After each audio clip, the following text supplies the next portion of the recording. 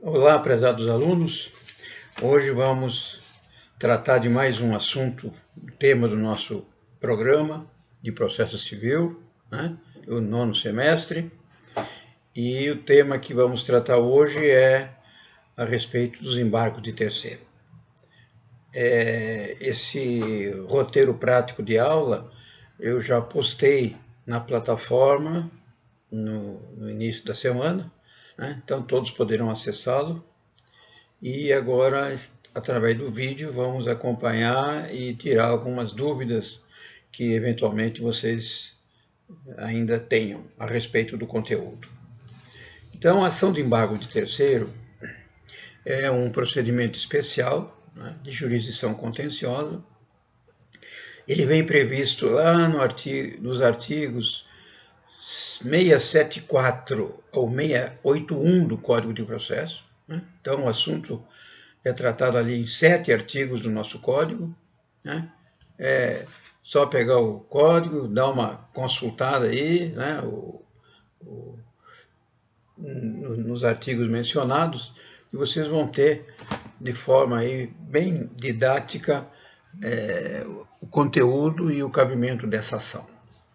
Como nós já sabemos, ação de procedimento especial, ele tem regras específicas. Já falamos isso no módulo anterior de ações possessórias. E se é especial, não é difícil de imaginar de que ele tem regras específicas, regras especiais. É processo de conhecimento, só que não é procedimento comum. É um procedimento com regras específicas. Muito bem. E quando é que cabe essa ação? A grande dificuldade na área civil é nós identificarmos quando é que cabe uma ação, quando é que cabe outra, já que há um universo muito grande de procedimentos, de ações possíveis. O próprio nome está falando. Eu sempre digo para vocês, o nome da ação, o nome do procedimento, já nos induz para que serve. O que ela protege? Então, nós temos aí embargo de terceiros. Numa ação, normalmente nós temos o quê? O autor e o réu, ou autores e réus. Aqui, nós estamos tratando de alguém que não é réu e que não é autor, mas que está buscando a tutela jurisdicional com o objetivo de proteger bens do seu patrimônio. Bens que estão na sua posse.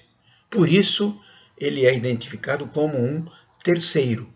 Ele não figura no polo passivo da ação, não figura no polo ativo da ação. Mas, no decorrer de uma determinada ação, ele toma conhecimento de que existe uma ação em andamento que persegue bens da sua posse, bens do seu domínio. Então, o objetivo dessa ação, o objeto dessa ação, é muito claro. É a manutenção ou a restituição dos bens indevidamente apreendidos ou arrecadados por ordem judicial. Então, o importante aí é identificar duas coisas. Os bens são de terceiros que não estão litigando. Ponto 1. Eles foram arrecadados ou foram apreendidos ou estão sendo objeto de diligências para apreensão ou arrecadação por ordem judicial. Então, é aí que cabe o cabimento da ação de embargo de terceiro. Aí é que é possível, desculpe, o cabimento da ação de embargo de terceiro. Muito bem. Dito isso, quem é que tem a legitimidade para entrar com a ação? Quem é que pode figurar no polo ativo dessa ação? Então, o artigo 674, ele identifica de forma muito clara a quem cabe a ação. O que diz o artigo? ela cabe ao terceiro, que não é parte do processo. Acabei de dizer para vocês, ele não é nem autor e nem réu, que sofre constrição ou ameaça de constrição. Então, foi apreendido algum bem, ou está em vias de ser apreendido algum bem que possua, ou sobre os quais tenha direito incompatível com o ato constritivo, por ato de apreensão judicial. Que atos de apreensão judicial seriam esses? Possível penhora, possível arresto de bens, possível alienação judicial. Vamos imaginar que o terceiro descobre que um bem da sua propriedade está sendo levado a leilão, por exemplo, numa ação trabalhista, numa ação civil, numa execução fiscal e assim por diante. Na arrecadação de bens determinado, por exemplo, numa insolvência, numa falência de uma empresa, né? Um arrolamento de bens, no caso do inventário. Então está havendo um inventário, né? Houve o falecimento, foram relacionados os bens de cujos, que é o autor da herança, e dentre os bens relacionados foi arrolado um bem que não era do falecido.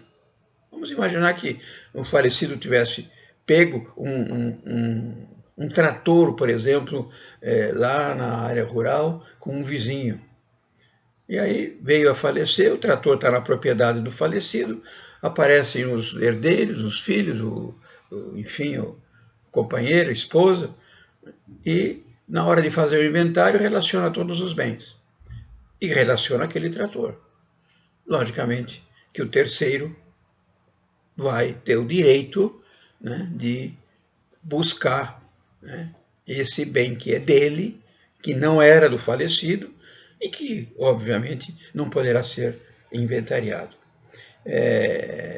Então, repetindo, penhora, qualquer natureza de ação, arresto de bens, qualquer natureza de ação, numa alienação judicial, qualquer tipo de processo, numa arrecadação de bens, seja no caso de uma ação de recuperação judicial, por exemplo, né? Uma falência de uma empresa, num arrolamento de bens, conforme já falamos, num inventário. Então, são exemplos. Poderíamos ter uma busca e apreensão de um determinado bem, determinado por ordem judicial, e cujo bem não pertenciam ao réu da ação, mas sim a um terceiro. E que, eventualmente, aquele bem estava lá depositado no estabelecimento do requerido, ou por sendo guardado, ou tinha uma alocação de uma vaga de garagem, por exemplo, e os bens estavam no local, vamos dizer assim, errado. Né? Não podia estar naquele local, porque ali era o foco da busca e apreensão de bens do réu, e o bem de um terceiro, que era um vizinho, que era um amigo, que era um parente, estava naquele local. Né? E a ordem judicial determinava que fossem arrecadados, que fossem apreendidos, arrestados, penhorados, bens encontrados num determinado local, num determinado estabelecimento. Então, para entrar com a ação, o terceiro vai ter que provar, né, que ele é o proprietário, né, ou o possuidor. De repente, o autor da ação de embargo de terceiro, né, ele é simplesmente o possuidor do bem. Ele não tem o título de propriedade. Mas, sendo o possuidor, nós já vimos lá nas ações possessórias que o possuidor tem direito, né, de preservar e de buscar a preservação dos bens em seu poder. Então, o parágrafo 1º do artigo 674 estende os embargos, dizendo que pode ser do terceiro proprietário, né, o detentor do domínio do bem, inclusive o proprietário fiduciário, né? Aquele que tem um bem adquirido através de um contrato de alienação fiduciária. Hoje nós temos os imóveis, por exemplo, são vendidos hoje com alienação fiduciária. Os veículos são vendidos com alienação fiduciária, em que o adquirente dos direitos, ele é o possuidor, mas, na verdade, o proprietário fiduciário é o agente financeiro, né? O agente financiador, né? Os estabelecimentos bancários. Muito bem. E os incisos 1 ao 4, ele identifica, dentro desse rol que pode promover ação, que tem legitimidade para promover ação, né, alguns agentes. Aí então nós temos no inciso 1, o cônjuge ou o companheiro, que defende a posse de bens próprios ou de sua ameação, ressalvando-se o disposto no artigo 843. Então, cabe ao cônjuge, né, do requerido, né, ou ao companheiro ou companheira do requerido, para defender posse de bens próprios ou da sua ameação, ressalvado o disposto no artigo 843. Vamos imaginar, duas pessoas vivem em regime de união estável, um companheiro do outro, uma companheira do outro ou da outra, e aí uma adquire um veículo, né? O veículo é dela. Não está se discutindo aqui, não, mas eles se vivem juntos e vivem em união estável, o bem é dos dois. Não, o bem é dos dois se reconhecida essa união estável. Mas vindo uma ação de terceiro para fazer uma penhora de um bem, e se esse bem está em nome do companheiro ou da companheira, e ele não figura na ação, ela pode buscar, né, a proteção desse bem através do embargo de terceiro. A própria ameação, dependendo do regime de casamento, nós sabemos de que os bens adquiridos na constância do casamento, pelo regime legal hoje, são 50% de cada um dos cônjuges. Então, se há uma dívida, por exemplo, contraída por um dos cônjuges, um dos componentes da família, e essa dívida é levada à execução, por exemplo, o juiz vai, numa ação de execução, determinar a penhora de bens livres e desembaraçados do requerido, do devedor. Chegando o oficial de justiça na casa do casal, encontra um determinado bem e faz a penhora. Só que metade daquele bem, em razão do regime de casamento, não pertence ao devedor, e sim ao seu companheiro, ao seu cônjuge. Esse companheiro, esse cônjuge, poderá, através do embargo de terceiro, excluir a sua ameação, que não tem nenhuma relação jurídica com a pretensão do credor na execução movida contra o marido ou contra a esposa ou o companheiro. Muito bem. Cabe ao adquirente de bens cuja constrição decorreu de decisão que declara a ineficácia da alienação realizada em fraude à execução. Então, temos um bem que foi adquirido, foi declarada a fraude à execução, né? Ou melhor, foi declarada a ineficácia de uma fraude à execução. O adquirente do bem, que poderia perder o bem se fosse reconhecida a fraude, mas a ineficácia da fraude foi declarada, se for penhorado um bem desse adquirente que comprou e que não pode sofrer os ônus dessa ineficácia, pode defender o seu bem, né, através de uma ação de embargo de terceiro. O inciso 3. Quem sofre constrição judicial de seus bens por força da desconsideração da personalidade jurídica, de cujo incidente não fez parte. O que é a desconsideração da personalidade jurídica?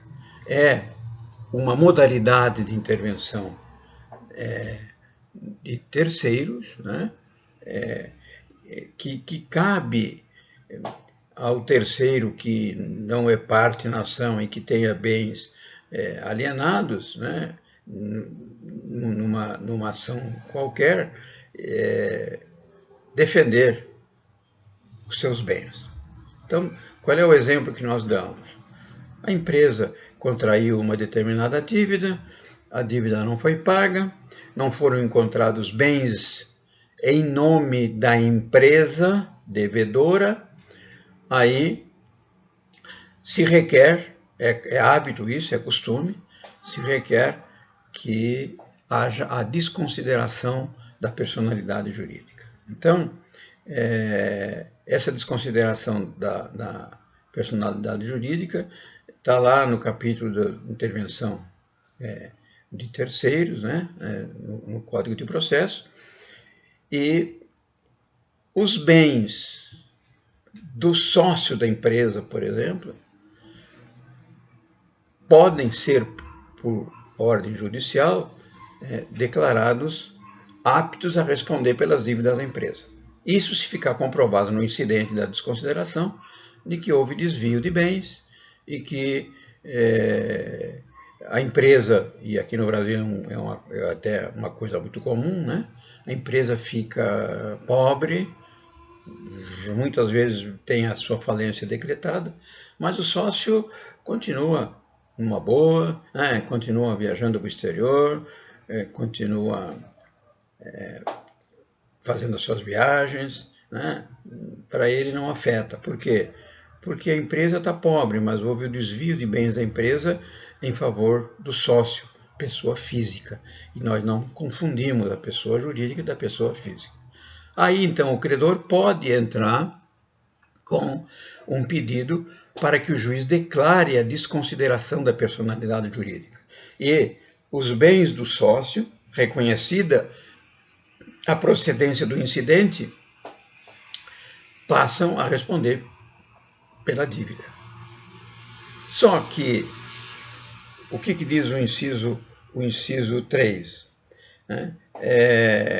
Se ele, proprietário dos bens, não fez parte do pedido da desconsideração da personalidade jurídica, mesmo que seja sócio da empresa, ele não pode ter bens de sua propriedade alienados. Né? Se o juiz reconhecer um procedimento legal de que é caso de desconsiderar, aí não tem jeito. Aí os bens vão mesmo para arrecadação e penhorados e alienados, né, o produto da venda pode ir em favor do credor.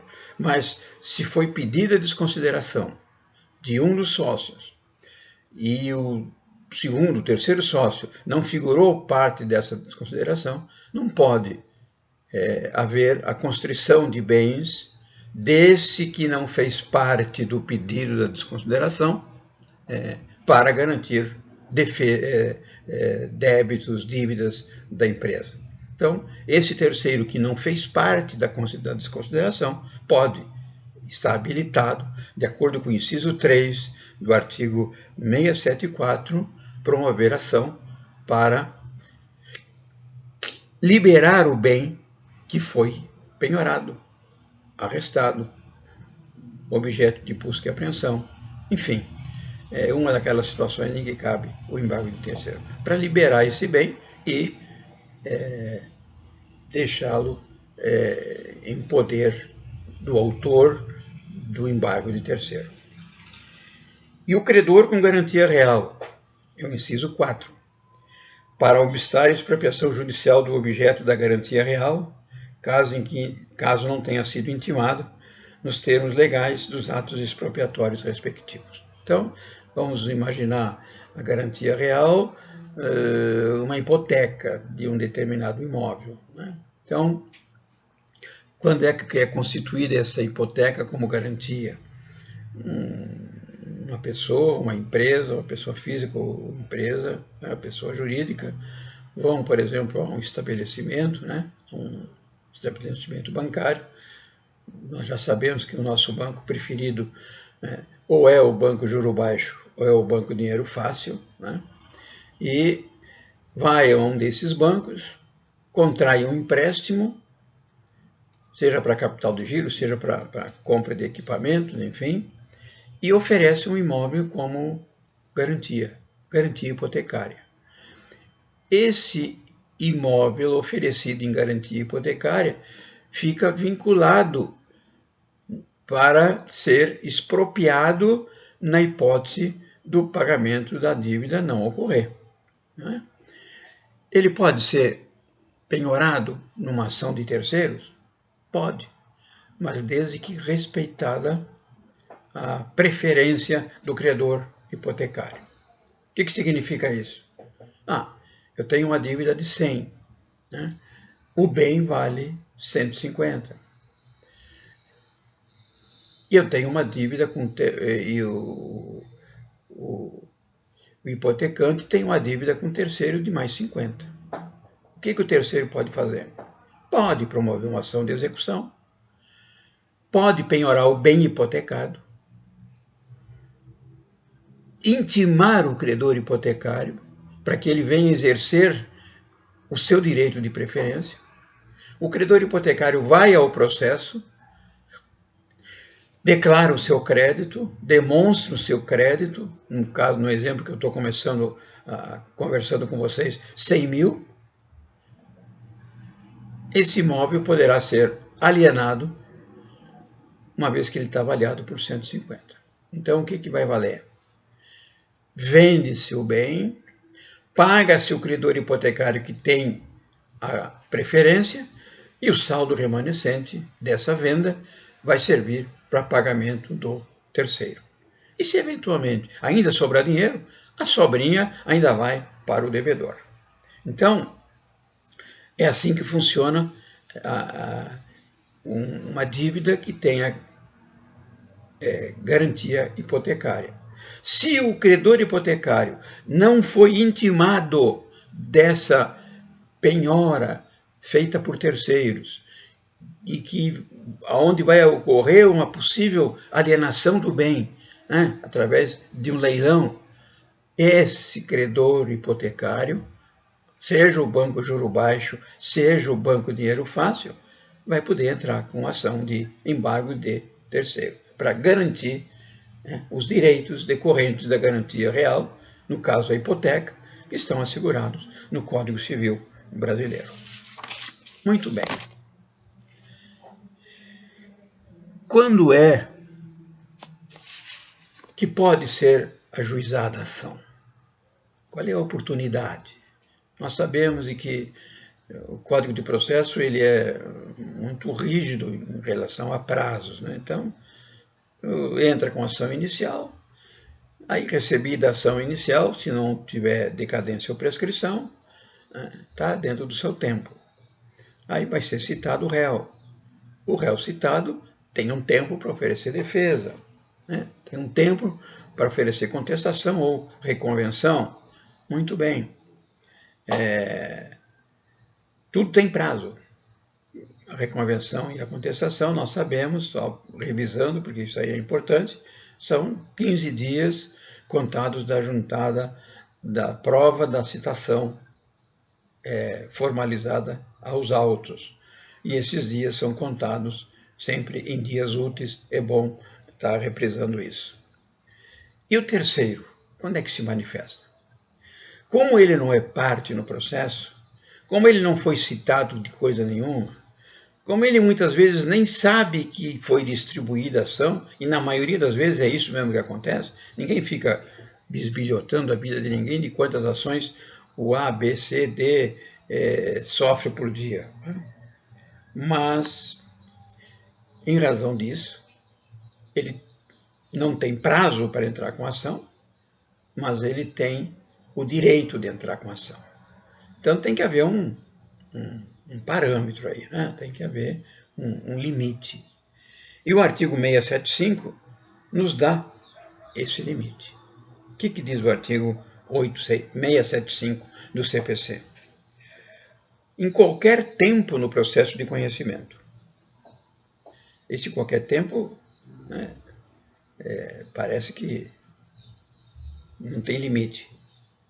Aí vem, antes do trânsito em julgado da sentença e do cumprimento da sentença, ou no processo de execução, até 5 dias depois da adjudicação, da alienação por iniciativa particular ou da arrematação, mas sempre antes da assinatura da respectiva carta. O que significa isso? Se eu estou movendo, por exemplo, uma busca e apreensão de um veículo cuja posse está na mão de terceiros, então eu vou poder entrar com ação de embargo de terceiro até o trânsito julgado da sentença que assegura ao autor a posse daquele bem. No caso do trânsito julgado da sentença e no cumprimento de sentença. Porque nós sabemos de que após o trânsito em julgado da sentença, nós vamos ter a fase do cumprimento da sentença, que é um incidente importantíssimo, né? Equivale à execução do julgado. A sentença, todos sabem, é o principal título executivo judicial, e aí não adianta nada o juiz entregar o direito, dizer assim na sentença, posto isso, torno definitiva a posse concedida liminarmente ao autor, se ele não oferece um instrumento adequado para a garantia dessa posse.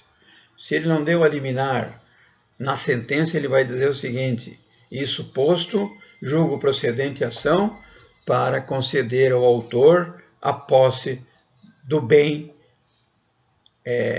apreendido.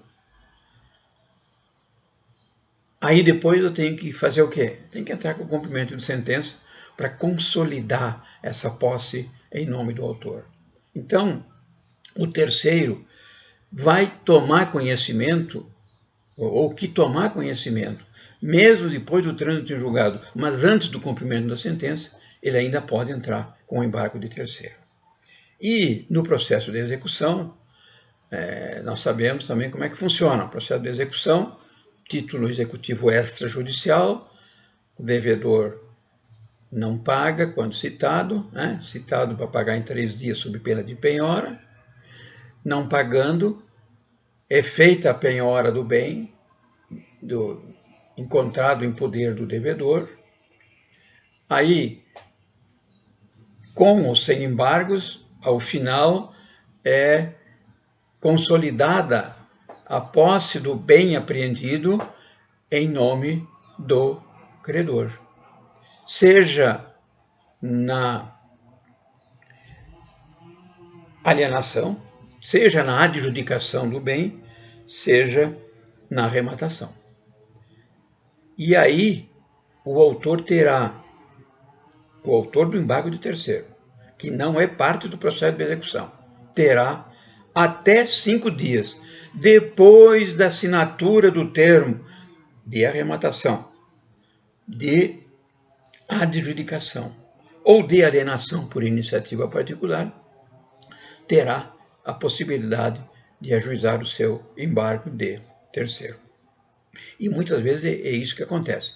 Quando tem o leilão, é que ele fica sabendo, ou por ouvir falar, por terceiros, ou eventualmente ele recebe um telefonema. Hoje está muito fácil a comunicação, né? Por WhatsApp, por telefone celular, enfim. E aí ele fica sabendo, o seu carro está indo a leilão, ou vai a leilão a semana que vem, ou foi comprado pelo meu vizinho ontem. Opa, aí ele vai atrás. Sabe que quando a coisa aperta, o sujeito dá uma acordada, não é mesmo? Aí ele vai atrás. Ele tem... E a consolidação da propriedade do adquirente na adjudicação, na alienação ou na arrematação ocorre até 5 dias, quando é assinada a respectiva carta, né, de adjudicação, de arrematação em favor do adquirente. Até a assinatura da carta, em até 5 dias depois da realização do ato, o terceiro pode ainda entrar com ação de embargo de terceiro. Essa é a regra trazida no artigo 675 do CPC.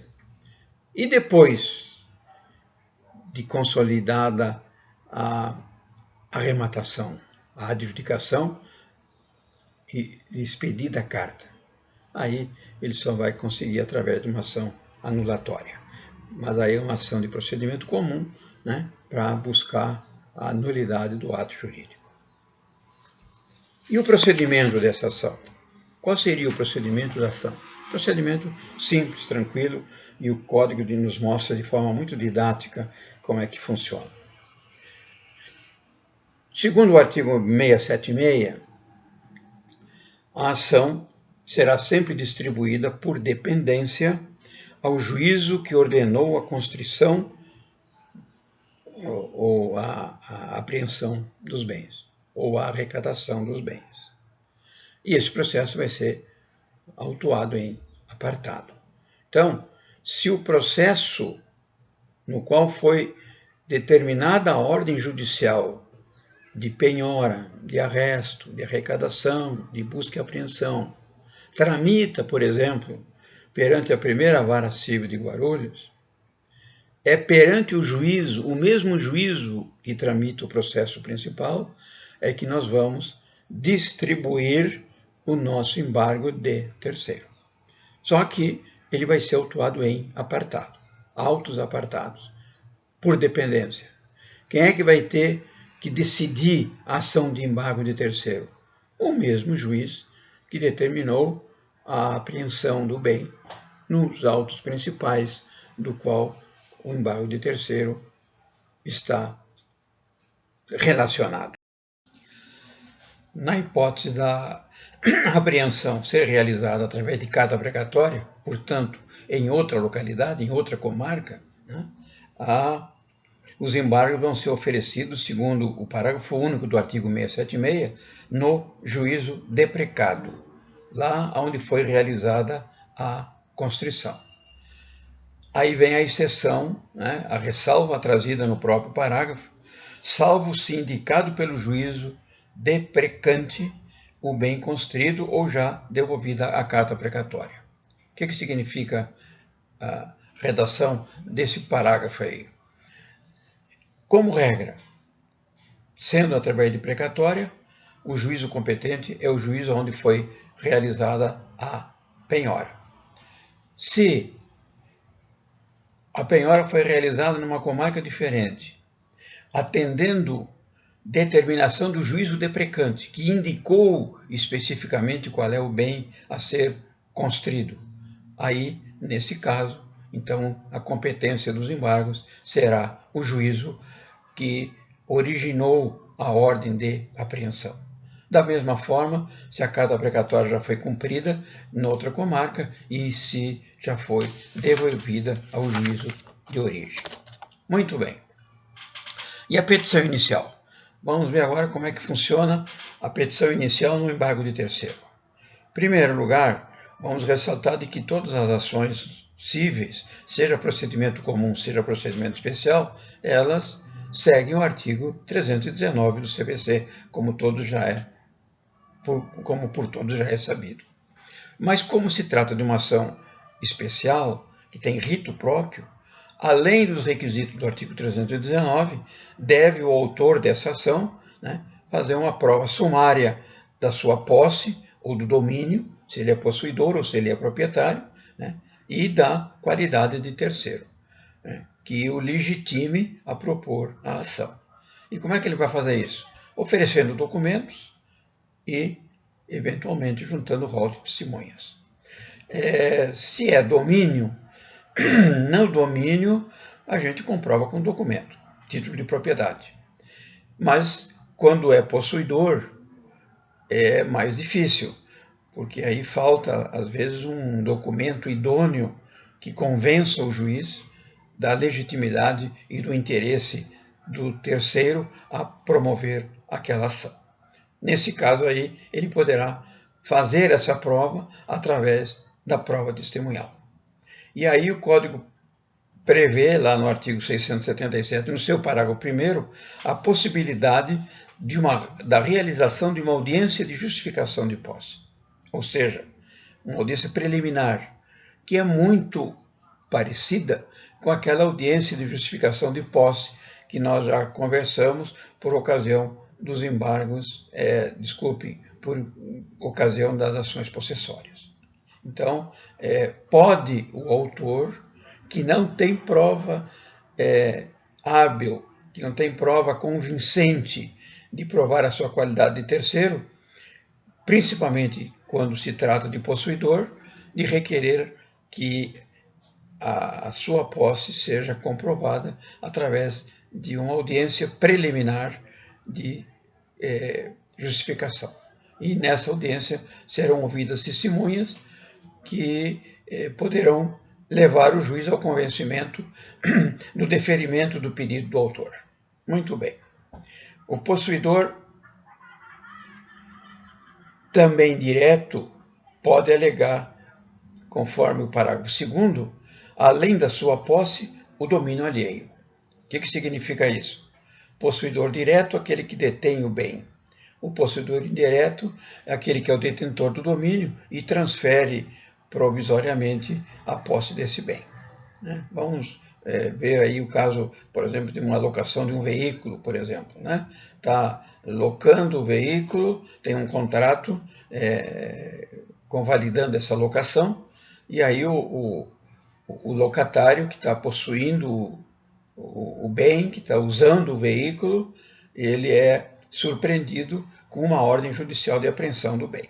Ele, como possuidor direto, embora não tenha domínio, pode, em nome alheio, em nome do autor, fazer a defesa contra essa apreensão que ele considera injusta.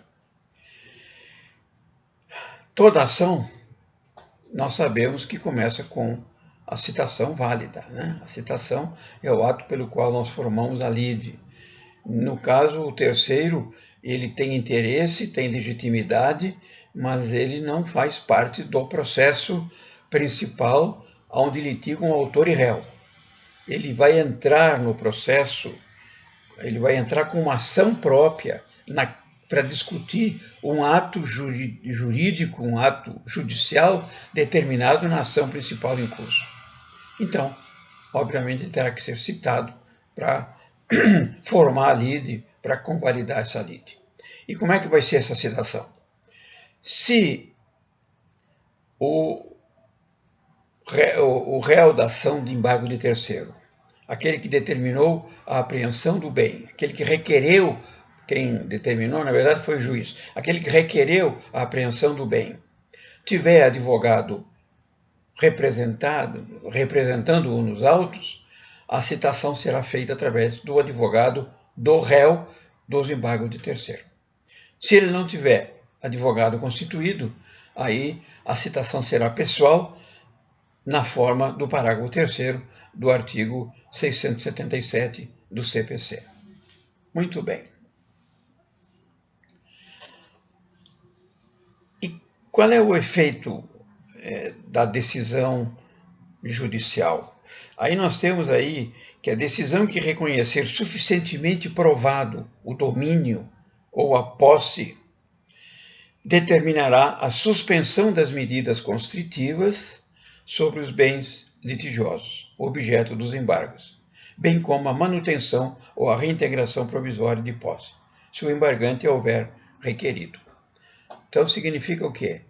O juiz, lá no processo principal, determinou a apreensão. O embargante de terceiro entra com ação e alega de que aquela apreensão é indevida. Por quê? Porque ele é o verdadeiro titular dos direitos sobre aqueles bens.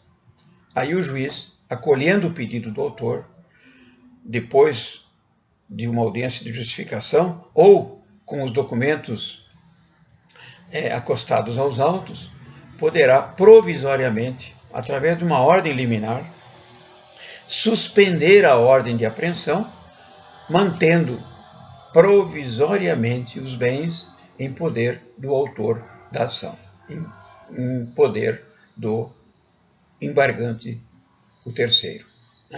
Nesse caso, o juiz está autorizado, quando ele concede uma liminar para suspender a ordem judicial de apreensão em favor do terceiro, ele pode exigir a prestação de uma caução por parte do autor da ação. Para que serve essa caução? Para garantir eventual prejuízo que tenha a parte que pediu a constrição, no caso da ação de embargo de terceiro ser julgada improcedente ao final. Então, vai ter despesas, vai ter custas, e para pagamento dessas despesas, dessas custas, é que vai servir a caução que o juiz pode determinar. O juiz não é obrigado a determinar, tá? Mas ele pode determinar essa caução. E a caução pode ser em dinheiro, pode ser em outros bens e assim por diante, desde que sejam suficientes para cobrir eventual prejuízo. Muito bem. Na nossa sequência aqui, nós vamos ver a importância de que o processo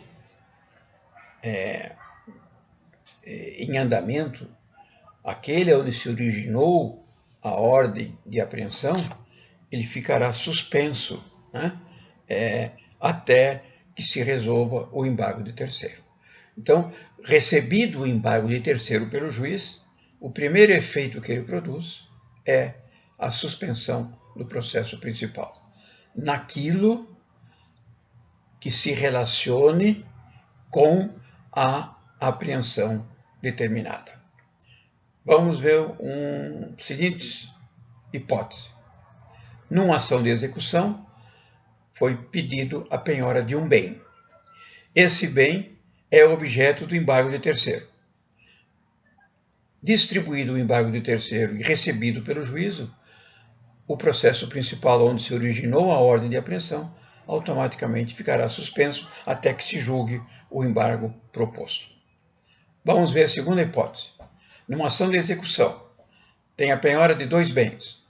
Um é objeto de embargo de terceiro, o outro não. Esse bem que é objeto do embargo de terceiro vai ficar suspenso no processo em relação a ele. E o outro bem que foi penhorado? Esse não tem nem relação nenhuma com a ação proposta.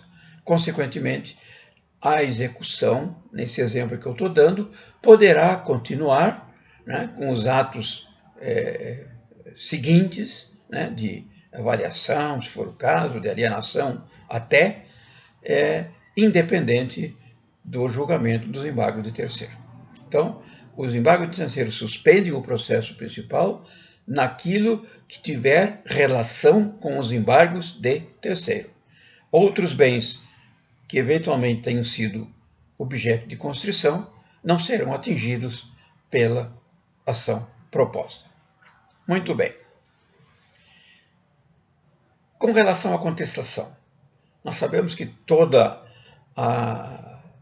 o processo, né, possibilita o amplo contraditório, devido ao processo legal, são princípios que estão contidos na nossa Constituição Federal, estão contidos lá nas normas fundamentais do processo civil, que vêm contidas do artigo 1º ao artigo 10º do CPC, e para que o processo possa andar regularmente, tem que haver a citação do réu. Quem é que vai ser o réu? O réu será aquele que requereu a apreensão do bem. Então, citado esse réu, como nós já vimos, através do advogado, se ele tiver advogado, através de uma citação pessoal, se ele não tiver advogado constituído, ele poderá, como réu, se chamará embargado, o réu no embargo de terceiro é o embargado, ele poderá oferecer contestação. A contestação poderá ser oferecida no prazo de até 15 dias, contados como nos dias úteis, né? Como é agora a prática e a previsão expressa no Código de Processo Civil. Uma característica que assume o processo a partir da contestação. Nós já vimos isso na ação de consignação, já vimos isso na ação de exigir contas, nós já vimos isso nas ações possessórias. Os procedimentos especiais têm regras específicas porque eles são criados para determinadas situações. A partir de determinado momento, e normalmente a partir da citação, quando abre prazo para a defesa do réu, quase todos eles, nós vamos ver isso em outros casos, quase todos eles acabam se convertendo ao procedimento comum. Eles começam com um procedimento especial e depois se convertem ao procedimento comum. E no procedimento comum, todos nós sabemos, né? Vem a contestação, depois vem a réplica, depois vem a tréplica, o juiz pode fazer o julgamento antecipado da lide, o juiz pode, no saneamento do processo, deferir provas, defere a instrução do processo e profere sentença para julgar o feito. É desse jeito que ocorre com todo o processo que segue o procedimento comum. E o embargo de terceiro não é diferente, porque, como eu já disse, a partir da contestação, ele se converte a este procedimento comum. Muito bem. Uma menção importante é trazida no artigo 680 do Código de Processo Civil. Qual é a defesa cabível contra os embargos do credor com garantia real? Garantia real nós já vimos, né? É aquela garantia especial constituída, que pode ser constituída em favor de pessoas físicas, pode ser constituída em favor de pessoas jurídicas, desde que através de escritura pública, ou de estabelecimentos financeiros, né, que têm lei própria e que autorizam a constituição de hipoteca através de instrumentos particulares. Então, a defesa cabível contra os embargos do credor com garantia real, o embargante tem limitação naquilo que ele pode defender, limitação naquilo que ele pode alegar, né, nos seus embargos. Por exemplo, para o inciso 1, diz que pode apenas alegar que o devedor é insolvente. E no caso da insolvência, então, esse bem iria para a insolvência, para